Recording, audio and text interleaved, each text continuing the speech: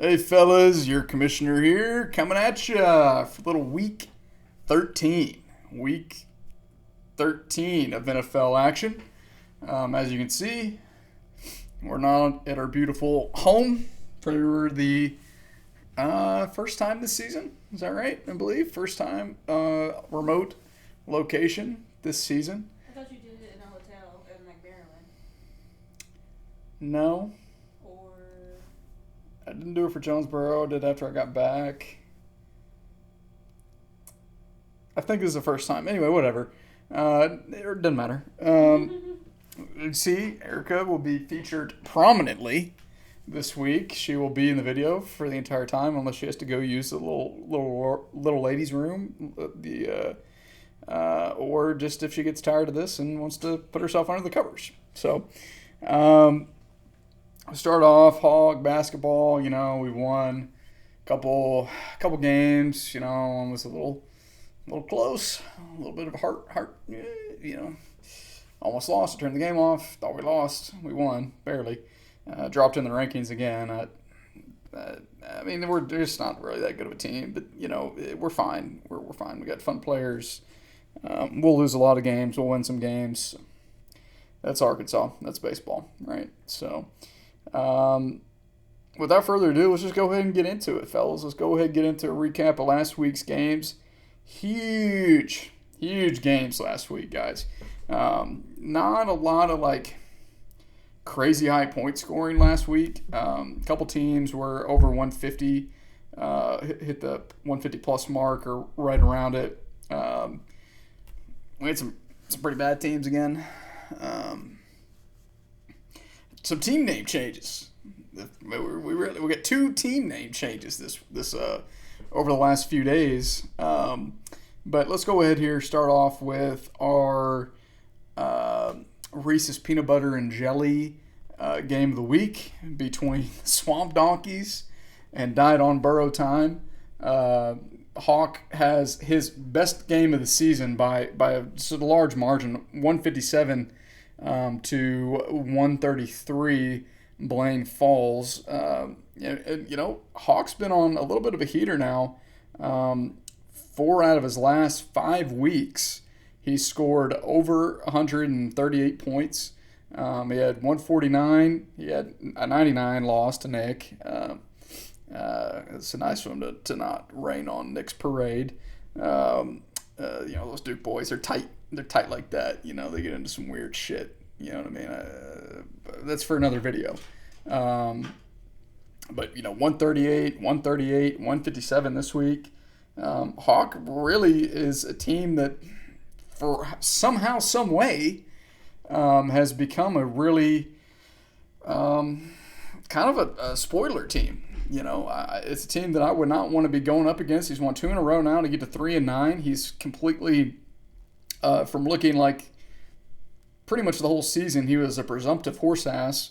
Not much anybody could do about it. To now, he has officially cemented himself outside of horse ass and potentially even outside of bitch boy. Which, if he wins that, I don't know. We'd have to come up with something else probably because, depending on how the draft shakes out, where it is, he won't be there, and then that's kind of a whole thing. But he's only 1 game out from not even being one of the bottom 2 teams in the horse ass bracket, right, or the bitch boy bracket, which is something I didn't think. Especially, I mean, he's made one move, right? He traded for Brees and Rome earlier in the year. Other than that, he's just been kind of status quo, letting his team let the chips fall as they may. He got a monster game from Jameis. Picked him up off the waiver wire. Got 40 points from Jameis Winston. He caught a touchdown, Jameis. Unbelievable. And this guy's just been wasting away, rotting away on the Giants bench all season. No wonder Dable got fired. Tracy had 20 points. Wandale had the game of his life, 32 points. And I mean, that was really the story for Hawks' team was the Giants. Tet caught 1 tutty late in the game. Didn't do a whole lot again. Hawks bench really, it's not a lot there to get excited about. Obviously, Dart was out. Benson was out. Could be coming back here soon, maybe as soon as this week. But not a like I said, man, I mean, they're clicking, but I think we might have seen Hawk's ceiling, right? I'd be surprised if he keeps this trend up over the next couple of weeks to end the season. But hey, Stranger Things, man. Hey, speaking of Stranger Things, drops here in about an hour and a half. By the time you're seeing this, it might have already dropped. So season 5, finally, 5 years later, we finally get season 5. So, and there goes Erica underneath the covers. Record time. She's a good sport. Yeah. So. Huh? She's not even listening to me. She's got her headphones in. I have my headphones. What you said? Nothing. I got cold. Yeah. I said you got under the covers already. Well, it's cold in here. Yeah. Sorry. Yeah. No worries. And for Blaine, you got to feel bad for the Swamp Donkeys. 2 years in a row, leading points against team, and just not good. 133 from him. I mean, it's a solid, respectable week. He would have beat about most of 7 other owners this week. 1, 2, 3, 4, 5, 6, 7, 8 different teams this week. But he is leading in points against by a large margin. I mean, he's clear of second place by like 200 points almost. I mean, it's something I haven't seen in a long time. I think Ford has a second. Actually, Hawk has the second most points against him, but still like 170 points. I mean, clear of second most points against. Historical trend. Blaine's lost 2 in a row now to get to 5 and 7. Now, glass half full, right? He currently has the points for edge on newly rebranded Jeff Fisher Reclamation. My name is Jeff. Finally, Savoy, after me begging him all season to change his team name, he finally did. He does have a points edge on Savoy by about 21. About 21 points, all that separates those two teams.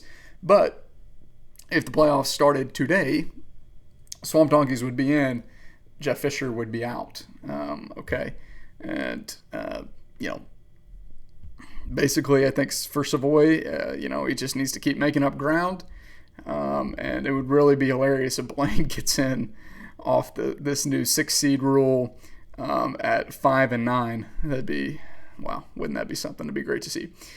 Next, we got the closest game of the week. Keeping the faith. The faith is alive and well and strong. 130 to Trucknuts. 125. I'm now on a 2-game win streak, pulling games out on Monday night, back-to-back weeks. One for my player having to come back and get me a W. And, this last Monday, a couple days ago, was the opposite of I needed a player to underperform and underwhelm. And Ricky Pearsall certainly did that in spades. Ford's now lost 2 in a row, all but puts the nail in the coffin of his season, sitting at 5 and 7. With his points record, his points for record, there's just, even if he were to win out, the 7 and 5 teams were to lose out, all these other teams ahead of him were to lose out. I just don't think he has enough points to be able to make it in. So, huge loss for Ford.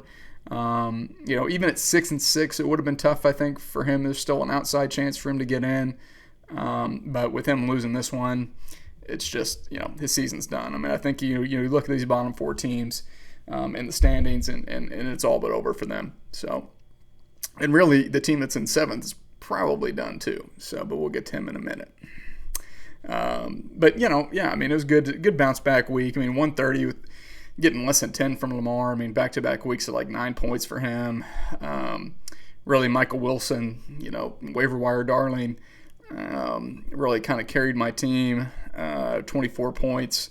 Rasheed had a monster second half. 27. Put me back in the mix. Barkley was a little underwhelming. Just RB2 guy. That's kind of what he is, but much better than what Swift had. Much better than what Marvin had. But, the bench was okay. Kenneth Gainwell just continues to – he had one really long run. He gets all these little dump-off passes that don't go to Jaylen Warren whenever he's in the game. I mean, literally every time Kenneth Gainwell's in the game, the play is being schemed for him. I mean, it's either a run to him or it's a designed screenplay or, a little flare out, for him to get the ball. So they don't do that with Jalen Warren. I don't understand why, despite them being interchangeable. But it's looking good. I mean, obviously, Ford didn't have Sutton this week. Made the decision to, excuse me, play Pearsall over Tyler Lockett. Not going to knock that. I mean, Pearsall certainly is playing a lot. The last couple games, he's just not getting the targets. Christian McCaffrey is the sole source of that offense right now. And, Kamara got hurt early in the game. Kamara doesn't get hurt. Ford wins this game. But, Genty got just peppered with targets. I mean, this was the Genty game. 17 carries, 8 targets, 8 catches, got a touchdown receiving. Goff had a couple tutties. Booty didn't do nothing. And DJ Moore caught 2. So, Ford had some bad luck in this matchup. In my mind, he also had some good luck. I mean, DJ Moore caught 2 touchdown passes, had his best game, I think, of the season. Parker Washington caught a touchdown, was like the featured guy there in the second half. And a pretty good fantasy game, honestly, that Jags-Cardinals game. So, it's just feels good, man. It feels good to be 9-3 in the 2 seed currently. Got the 3rd most points for in the league. There's a large margin between the top 2 guys and everybody else. Doesn't contribute a major comeback season or top 2 guys. Nick's, biting at his heels like a little chihuahua, He's 1709. Craig has 1787. So about a 80-point difference there.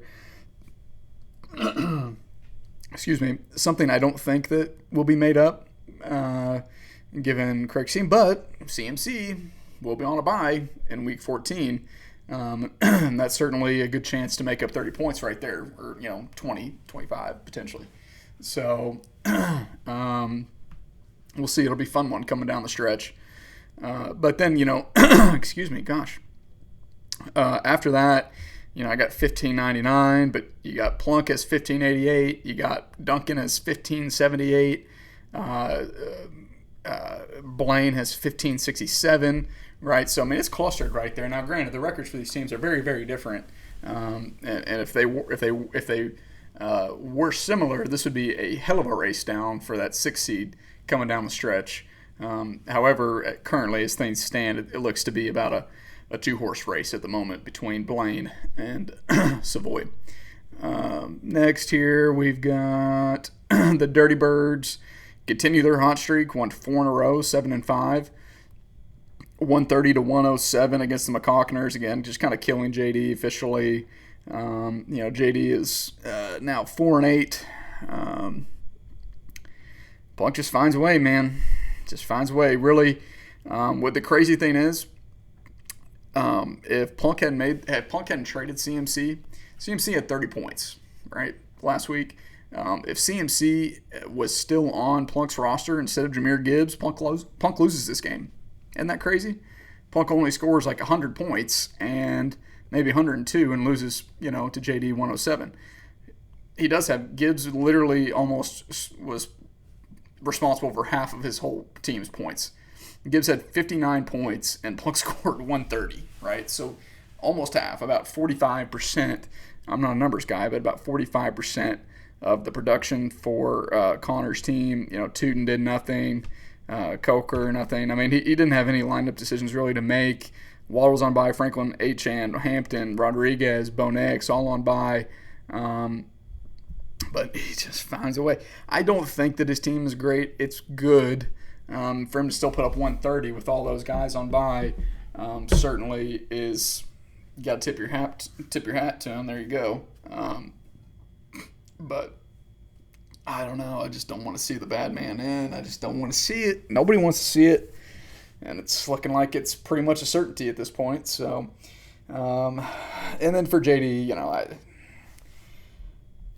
like I said, I don't know how he was projected 160. Not even close. Almost a full 60 points under his projection. Yeah. You got Dowdle from Wilson and only got 12 points. Excuse me.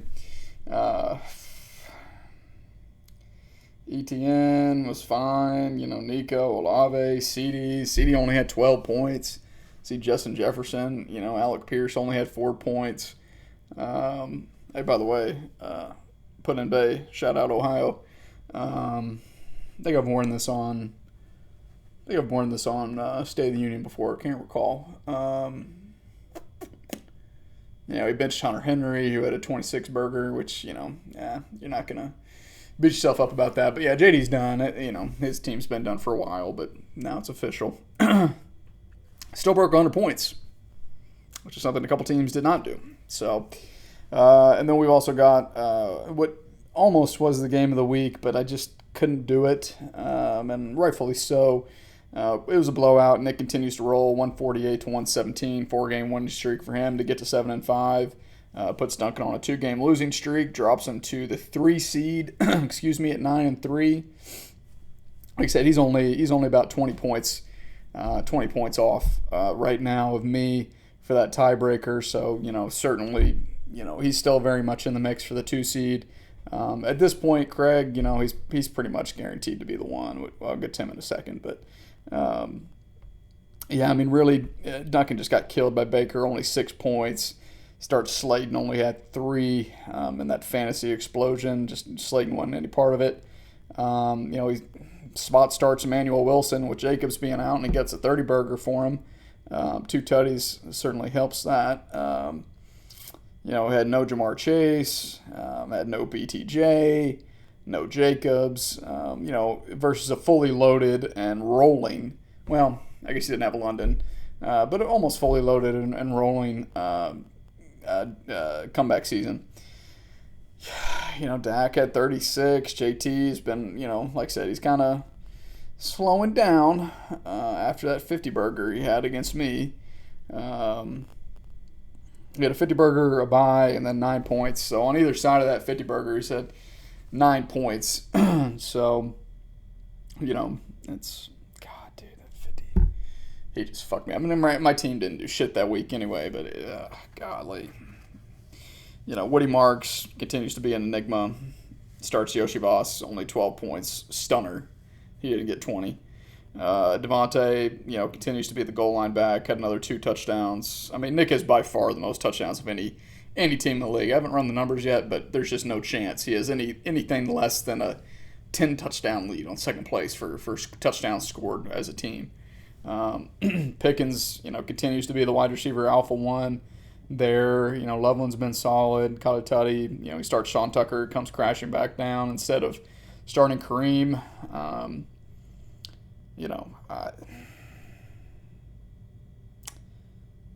Man, London, Adams, and Pickens, man, it's a good combo. It's stout.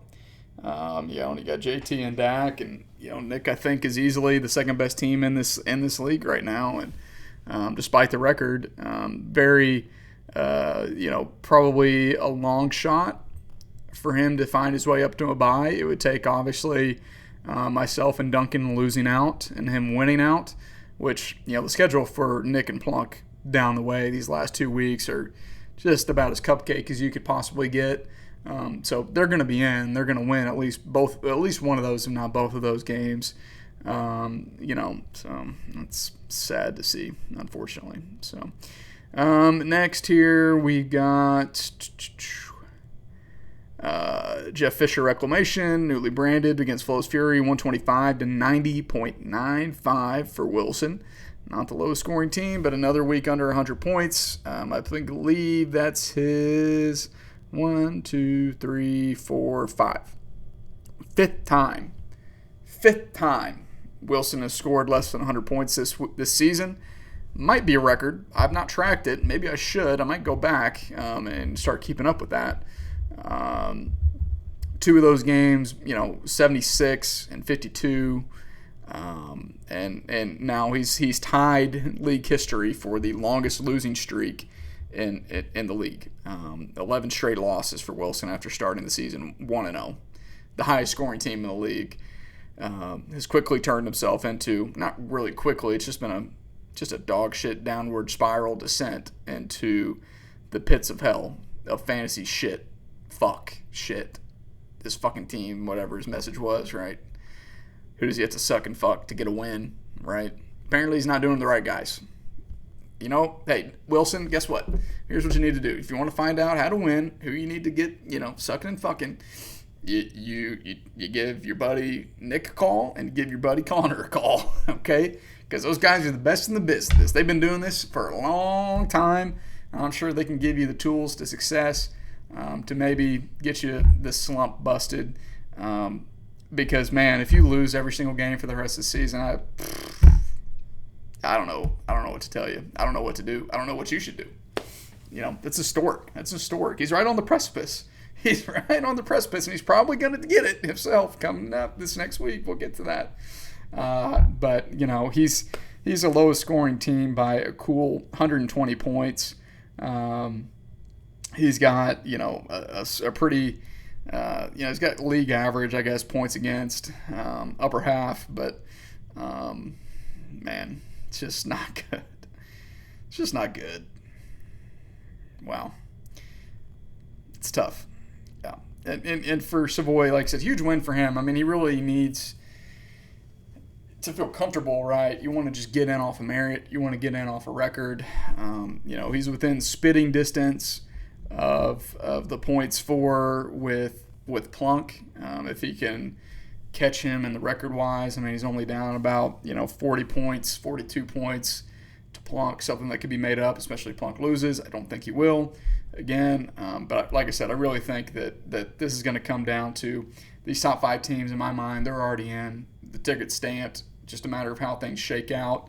And really just a matter of, is it going to be Duncan or myself getting that 2 seed and getting that second bye? Craig's pretty much locked into the 1 seed with his points for record.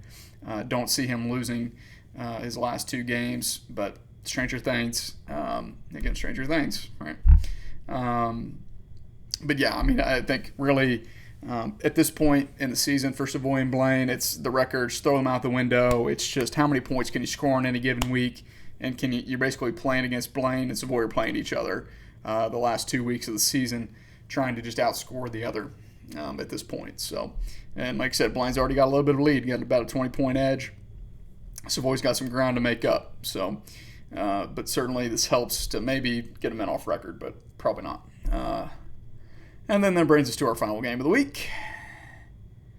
Our dog shit, throw up all over themselves, go mute, little drummer boy. Little baby back bitch drummer boy. Old Ripsters, the old Ripmeister. Lead Deadville, I don't know. The team name doesn't make any fucking sense. The rebrand, he went through multiple iterations of this within the span of like 5 minutes of like L Deadville, L We Leadville with an L in parentheses. Like, I don't know. He's dead. That's basically the moral of the story here for his team. His team's dead. He's now lost 4 in a row to fall to 6-6. He has lost. He has lost 6 out of his last 7.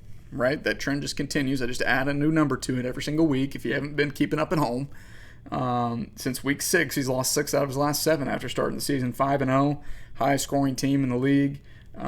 He has gone on to score 94, 112, 124, 107, 86, 105, 84. Below 90 points 2 of his last 3 weeks. Hasn't broken 125 since week 5. And even then, he had a couple weeks of right at 125. And, his team is pretty much just, it's done. It's over. It's over. It's quite astonishing how this, I don't think I've ever seen something like this. I don't think we've ever had a team in league history start the season 5-0 and miss the playoffs. And now Rip has done something very special because he not only, I think just last year, right, or maybe 2 years ago, I get my ears get a little foggy, was 0-5 and made the playoffs, if I'm not mistaken. And now he's on the opposite side of that. And you know what? I keep saying it. You reap what you sow. he tempted fate with the fantasy gods in regards to his punishment. And the fantasy gods, the bill always comes due. Okay? And this is the bill he's paying. Josh Allen has forgotten how to play football. He had 13 points coming off his 50 burger. David Montgomery is basically just a jag at this point. He's scored 7 points, 5 points, 11, 12, 6, 9, 1. Gibbs is just too good to keep off the field. You can't play a guy like David Montgomery whenever Gibbs is doing what he's doing. Javonte Williams, the touchdowns have dried up. No touchdowns in his last 3 games. And he's been RB31, RB26, and RB20. It's the same thing that's going to happen to Nick's team. I guarantee you, little fucker. You keep scoring touchdowns in the regular season when it doesn't really matter. It's got to get you in the playoffs. And then guess what, buddy? When you need them the most, boop, they're going to vanish. They're going to vanish, and your team's going to get embarrassed on the national stage, and I can't wait to see it, and I hope it's up against me. I hope it is. Because it's, you know what they say, it's tough to beat a team 3 times. Just saying. So we'll see. A.J. Brown has finally gotten going. Squeaky wheel, is 27 points. And got a good schedule, so we'll see. I mean, you bitch enough and you get the ball. That's what receivers do. DK caught a touchdown again. He did. Yeah, he had a running touchdown. To break his 3-game no touchdown streak, and it still only resulted in wide receiver 22. Hasn't been a top 12 wide receiver since week 8. Not good. That offense sucks. Dobbs, just a jag. He's just a guy. He's a fine flex, but if you're relying on him anything more than that, you're going to have a bad time. Wide receiver 30, 25, 40, 20, 86, 37, 62. Awful. David Njoku, goosed, nothing. Rashid has been just you can't play him ever since he's been on Seattle. You can't play him. You can't. Wide receiver 68, 62, 96 since he's been on Seattle. And even before that, on the Saints, he only had one top 10 wide receiver performance, and that was all the way back in week 5. He had no Vidal, no Debo, no Huge. At least he didn't start Addison, who got a goosed. Didn't start Chuba. I mean, his bench,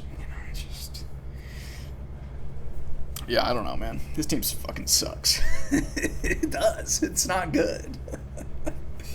I told you, too. I knew this team was a fraud. I sniffed him out quick.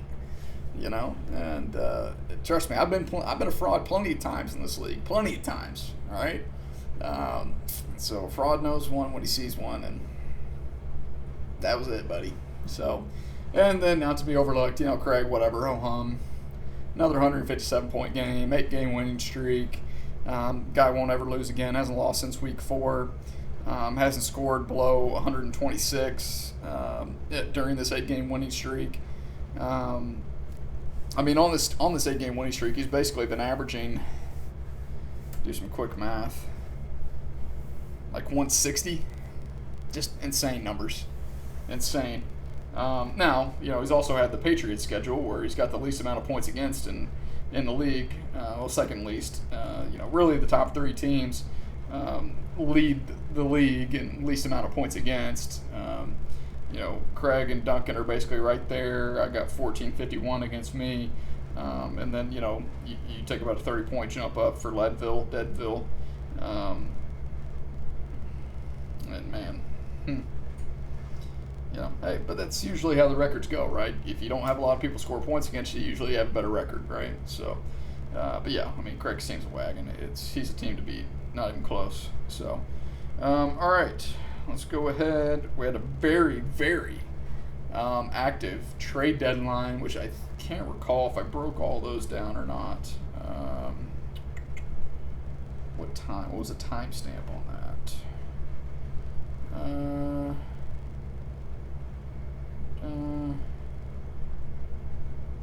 Barkley,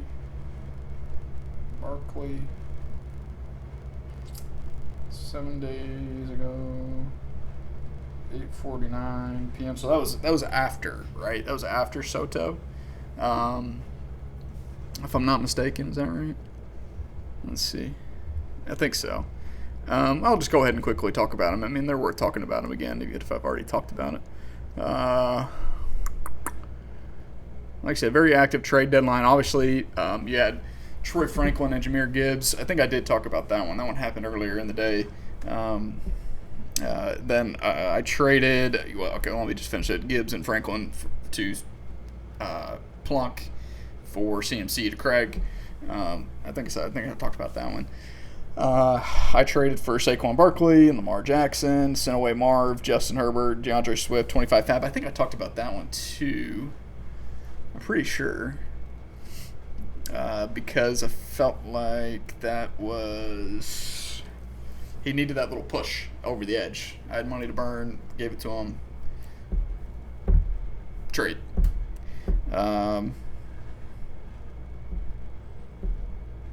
Yeah, because there was a waiver run, right? I think I didn't talk about this one. Zay Flowers for Aaron Jones and Darnell Mooney. Maybe I did. Did I talk about all these? I might have talked about all these.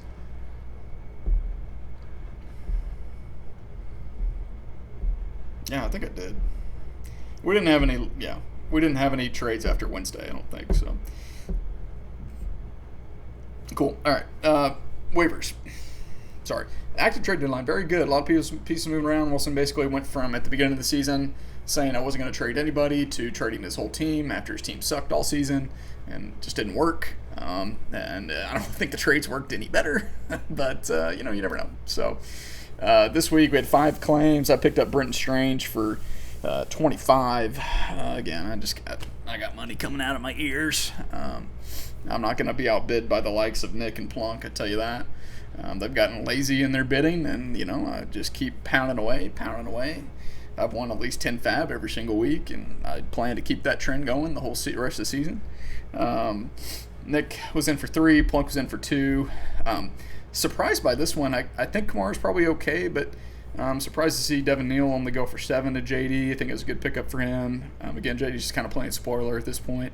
Trying to keep himself out of that bottom 2 seed. I was in for 15, but I already had Strange. Blaine was in for 7. Nick was in for 4.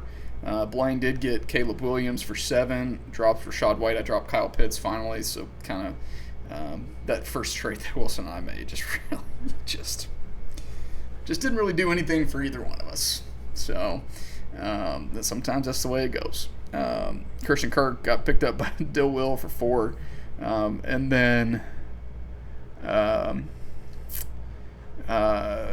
Sam Darnold gets picked back up by Duncan for 1. Drops Leggett. So Duncan gets a quarterback back, probably with no Baker this week, seeming likely. So, all right, let's see here. Let's go ahead and get into a preview of this week's games. I already know what the game of the week is. Had this one circled for many, many weeks. The records have aligned. The stars have aligned. Going to be a monster game. Huge game. Huge ramifications, this game. Huge. For the seeding at the top and the bye. So, but we'll get to that one in a minute. Start off here with the Swamp Donkeys versus Leadville, Deadville. Lead, Deadville, I don't know. Blaine, 168 to 140. Blaine's going. Just Rip might not win a game the rest of the year. He might not. He might lose out. Him and Wilson in the Bitch Boy Championship is gonna be a sight to see, buddy. I tell you that. Speaking of Wilson, next we got major comeback season versus Flo's Fury, 145 to 127. Nick is projected to win. Nick's there's no buys this week, which is nice. Fully loaded for the first time. Everybody is outside of injuries for the first time since when was the first buy? Like week 5, like week 4, or so since like week 4, I think. Drake London is going to be out again this week, but if Nick is having to rely on Drake London, he's probably in for a bad time. Nick's got some interesting lineup decisions to make. Really, at the flex, does he start Kareem or does he start Sean Tucker? Obviously, Bucky's going to be back this week. Seems like he's going to be mixed in slow, not going to be heavily featured. So we'll see. Coaches lie about that sometimes. And with Bucky, all it takes is one play and he can break something to the house. But Teddy starting, and I don't know. This is going to be a weird game. Going to be a weird game, but Nick should win that one. Put Wilson at the top of the history books by himself. Would be funny though. It would be funny. It would be something. Somebody's going to lose. Somebody's going to break that streak, right? He's going to beat. Wilson's going to beat somebody, right? He's got to. The odds, statistics, right? He's got to beat somebody. I don't know. Maybe stranger things. Who knows? You almost got me. Oh, almost. Not quite, buddy. Keep the faith, all right? They will not break me, all right? They will not break me, okay? Strong. All right, Nick. Next, you got Jeff Fisher Reclamation versus Truck Nuts, 148 to 117. Savoy is projected to be favored, and with the season four it's having just not really much luck. And yeah, I'll go with Savoy. Let's go Savoy in that one.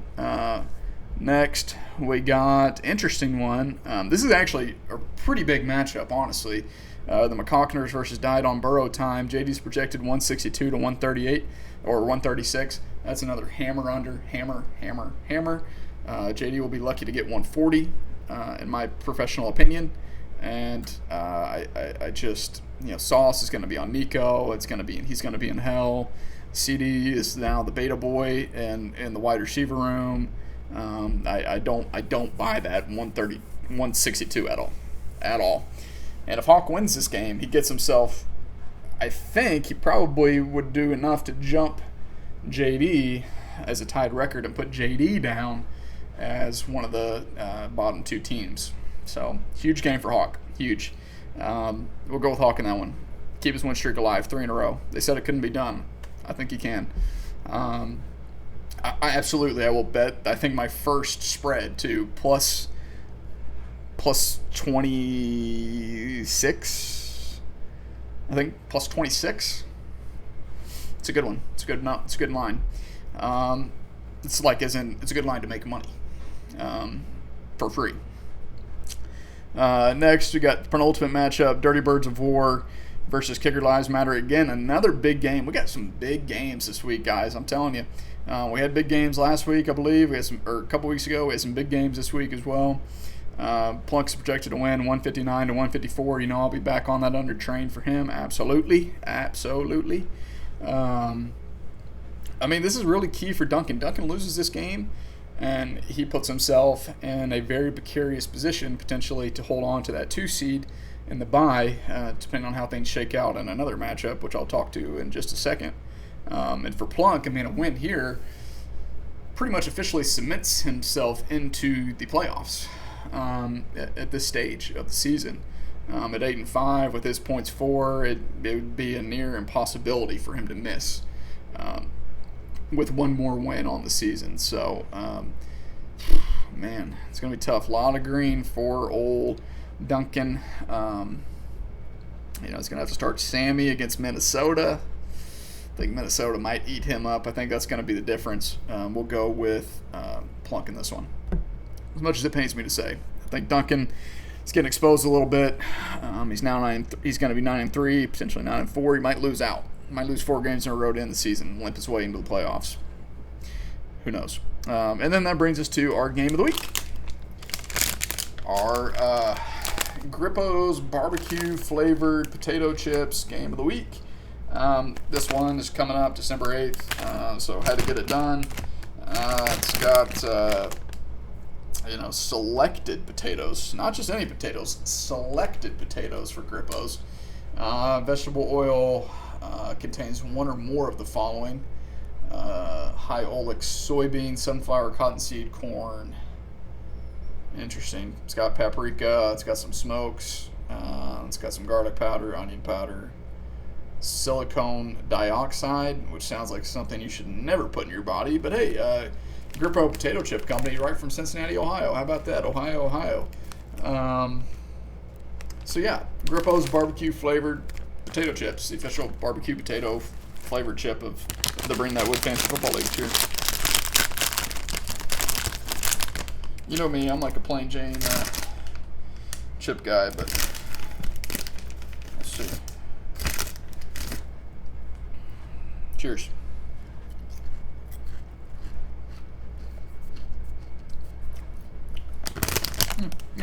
I mean, tastes like a barbecue chip, you know. Just a little barbecue. Got a little spice to it. But excuse me.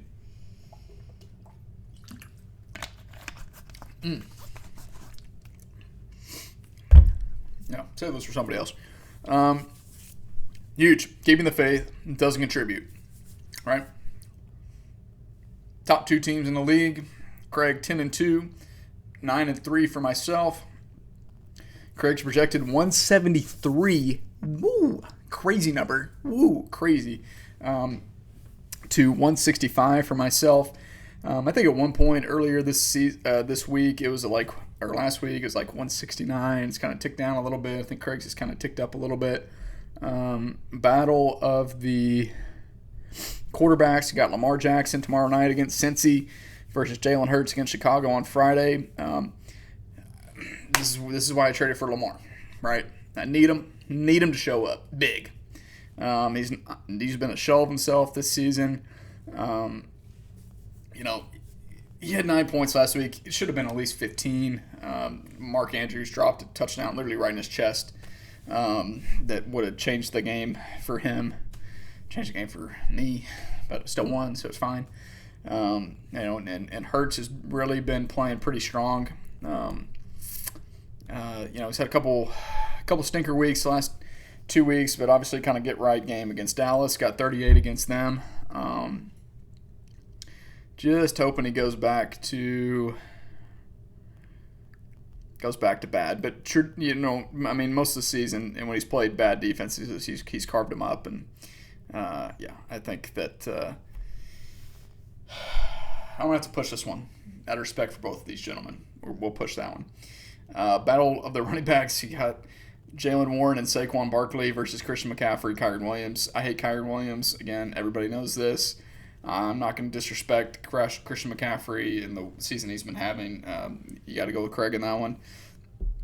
Battle of the wide receiver. You got Rashee Rice, Michael Wilson, and Khalil Shakir versus JSN, Devontae Smith. Maybe DNP'd both practices this week so far. And Jamison Williams.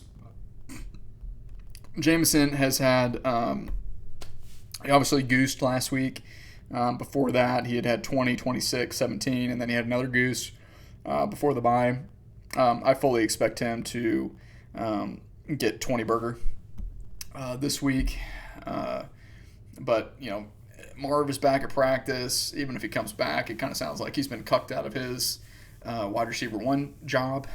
It's now Michael Wilson's job. Maybe now he's going to be like 3rd in the pecking order. The real concern I have is can the Cardinals have been in super positive game scripts for just pass heavy, right? Can they keep that up this week against Tampa Bay with Teddy Bridgewater at quarterback and kind of not been a very good offense? I think so. But yeah, I gotta go with myself in this one. JSN's amazing. He could honestly just as easily outscore all 3 of my guys combined, or at least Shakir and Wilson by himself. But I'm a little skeptical of Devontae playing. I'm obviously a little skeptical of Jameson as well. If he doesn't have J-Mo, he's throwing a tough matchup for Pittman, which is probably okay, or Pat Bryant, which, oh man, I tempt fate again of having two different guys start Pat Bryant against me. We'll see. The chip fucked me up. I'm weak.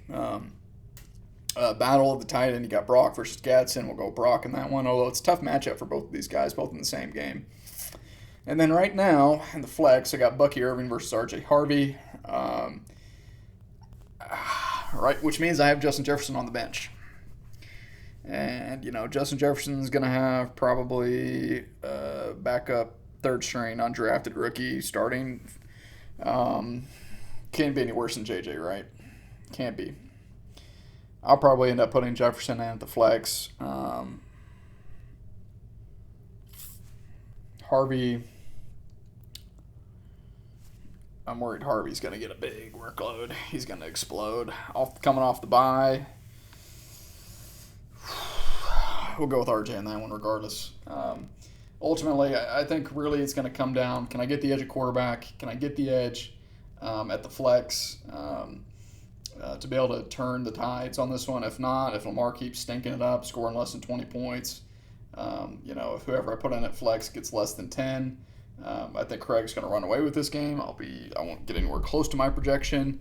But ultimately, I do think that Craig's good. I've been singing his praises all season. I certainly think that he's well deserving of it. And I will go with Craig, I think, to win this one. I mean, he's Gucci, right? That's it. We might as well give him the championship now, guys. I honestly don't see him losing a game again the rest of the season. That's just sad reality. Like I said, at least this isn't Nick doing this. At least this isn't Connor doing this. At least this isn't Blaine doing this. So rip. So Anyway, that's all I got this week, fellas. Obviously, Thanksgiving is tomorrow. Whenever you're watching this, probably past Thanksgiving. For those of you who haven't traveled to where you're going, please travel safely. Hope you get there. Hope you enjoy. Like I said, Thanksgiving, time to be thankful. I'm thankful for all you guys. I'm thankful for this league. Thankful for the energy and the effort that you put into this. I mean, just today, right? We had a group chat was popping off. We had probably 100+ messages today talking about the Razorbacks and this and that. And, I'm truly blessed. We're all blessed to have this group, I think. There's always some ups and downs, as there is. It's just life. And, I'm always thankful to have this. And I hope you guys are as well. Like I said, I certainly don't do this for my health. Probably is worse for my health doing this. But guys, like I said, I just want you to know I love you boys. Proud of all of y'all, and thankful for all of y'all. And anyway, good luck this week. Stay safe out there. And as always, we're pig.